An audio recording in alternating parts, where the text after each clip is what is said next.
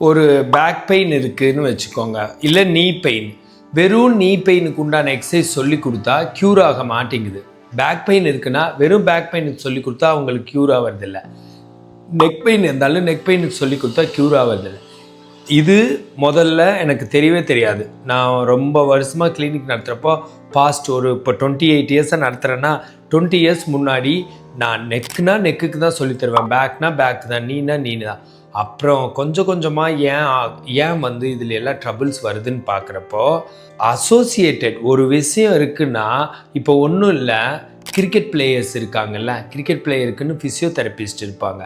Cricket player பயங்கர வேகமாக வர்ற பந்தை இப்படி ஓங்கி அடித்து 6 கொண்டு போகணும். அப்போ அதுக்கேற்ற மாதிரி அவரை உருவாக்கணும். இல்லை முதல்ல எல்லாம் தெரியாமல் அவர் ஓங்கி அடிக்கிறது கையில் தானே, கையை மட்டுமே ஸ்ட்ரென்த் பண்ணிகிட்டு இருந்தாங்க ஃபிசியோதெரபிஸ்ட்லாம்.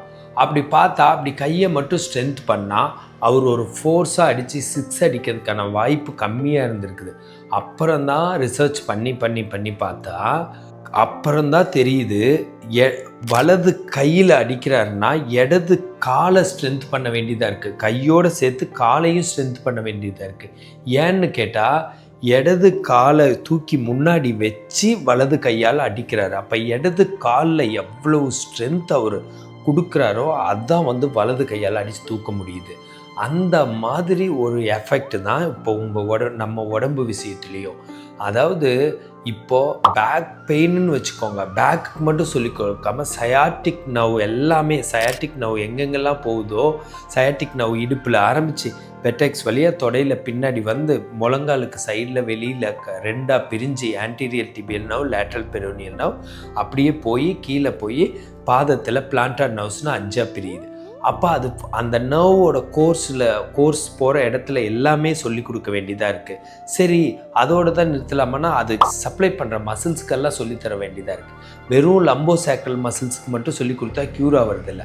அது கீழே பெட்டெக்ஸில் இருக்கிற gluteal muscles, gluteus maximus, gluteus medius, gluteus மினிமஸ்க்கும் சொல்லித்தர வேண்டியதாக இருக்குது. சரி, அதோடு நிறுத்தலாமான்னா இல்லை. குவாட்ரிசெப்ஸில் ரெக்டஸ் ஃபெமோரிஸ்னு மேலே ஒரு ஃபைபர், வாஸ்டஸ் மீடியாலிஸ், வாஸ்டஸ் லேட்ராலிஸ், இந்த 3க்குமே சொல்லித்தர வேண்டியதாக இருக்குது. பின்னாடி தொடையில் பின்னாடி இருக்கிற ஹாம்ஸ்ட்ரிங்க்கு சொல்லித்தர வேண்டியதாக இருக்குது. அப்புறம் காஃப் மசில், கேஸ்ட்ராக்னிமியஸ் சோலியஸ்க்கு சொல்லித்தர வேண்டியதாக இருக்குது. அதோடு விடாமல் ஃபுட் எக்ஸசைஸ் பூரா சொல்ல வேண்டியதாக இருக்குது. ஃபுட் எக்ஸசைஸ் சொல்கிறப்ப என்ன நடக்குதுன்னா, இங்கே தான் ஒரு பியூட்டியே.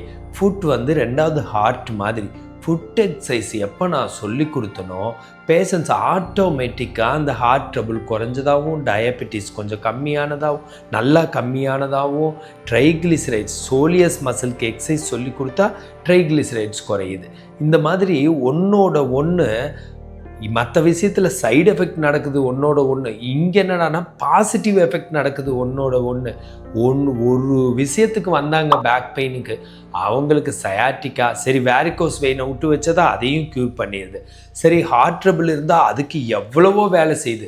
இனி கொஞ்சம் நான் லைஃப் ஸ்டைல் மாடிஃபிகேஷன்லாம் நான் சொல்கிறவன் தான் எப்போவுமே. அதனால் அதுக்கும் பயங்கரமாக சரியாகுது.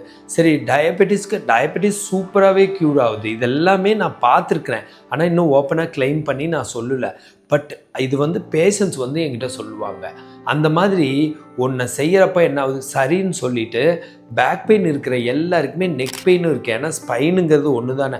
பேக்கை மெயின்டைன் பண்ணாத ஒரு நெக்கை மட்டுமா விட்டு வச்சுருப்பார் அப்படிங்கிற கதை தான். நெக் பெயினுக்கு சரின்னு சொல்லி கொடுத்தா அதுவும். அப்போ நெக் பெயினுக்கு எல்லாமே பேக் பெயின், நெக் பெயின், நீ பெயின் இப்படியெல்லாம் சொல்லி கொடுக்க ஆரம்பித்து அது மொத்தமாக சொல்லி கொடுத்தா, அது மொத்தமாக சொல்லி கொடுத்ததுனால டயபெட்டிஸ், ஹைப்பர் டென்ஷன், ட்ரைக்ளிசரைட்ஸு, எல்டிஎல், இதுக்கு எல்லாத்துக்கும் நல்லதாக அமையுது. HDL இன்க்ரீஸ் ஆகுது, அவங்களுக்கு தேவையான ஸ்ட்ரென்தனிங் நடக்குது, ரொம்ப ஃப்ரீயாக ஃபீல் பண்ணுறாங்க, ப்ரீத்திங் நல்லா நடக்குது. இதில் ப்ரீத்திங் எக்ஸசைஸும் நான் உள்ளே சேர்ந்துட்டேன்னா அவ்வளோதான், டோட்டலாக எல்லா நோயும் போயிடும் அவங்களுக்கு. அது இல்லாமல் நான் சும்மா இருக்காமல் மனநிலை சம்மந்தமாக, ரொம்ப கழுத்து வலிக்கு வந்தால் மனநிலை சம்மந்தமாக செம்ம கவுன்சிலிங் கொடுக்குறேன். Extraordinary counselling. இப்போ அதில் படிச்சிருந்தா கூட அது படித்து தான் இருப்பாங்க. ஆனால் நான் வந்து என்ன நான் பாதுகாக்கிறேன்ல, நான் மகிழ்ச்சியாக வச்சுக்கிறேன்ல, அதை அப்படியே எடுத்து சொல்கிறப்ப அவ்வளோதான். அதில் சூப்பரான டிப்ஸ் அவங்களுக்கு கிடைச்சது. அப்புறம் டயட்டில் எடுத்து சொல்கிறேன்.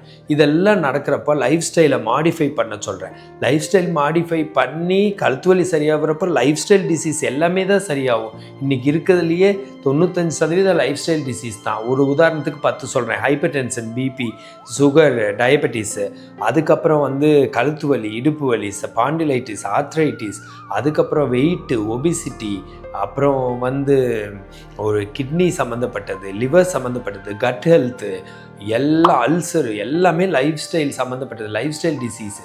நான் அவங்க கழுத்து வலிக்கு தான் வந்திருப்பாங்க, இல்லை முழங்கால் வலிக்கோ இடுப்பு வலிக்கோ வந்திருப்பாங்க. அதுக்காக இதை எல்லாம் சொல்ல போய் அது மொத்தத்தில் அவங்கள மாற்றி லைஃப் ஸ்டைல் டிசீஸ்னு என்ன இருக்குதோ எல்லாம் சரியாயிடுச்சு. இனிமேல் வந்து பேசாமல் கிளைம் பண்ண ஆரம்பிக்க வேண்டியதான். இது சரியாவோ, ஒபிசிட்டி குறையும், வெயிட் குறையும். ஆனால் நான் இது வரைக்கும் கழுத்து வலி, இடுப்பு வலி, முழங்கால் வலி இது மாதிரி ஃபிசியோதெரபியில் ரொம்ப அட்டாச்டு விஷயத்தை மட்டும்தான் நான் வந்து சரி பண்ணுறதுக்கு எக்ஸசைஸ் சொல்லி கொடுத்துட்ருக்கேன்.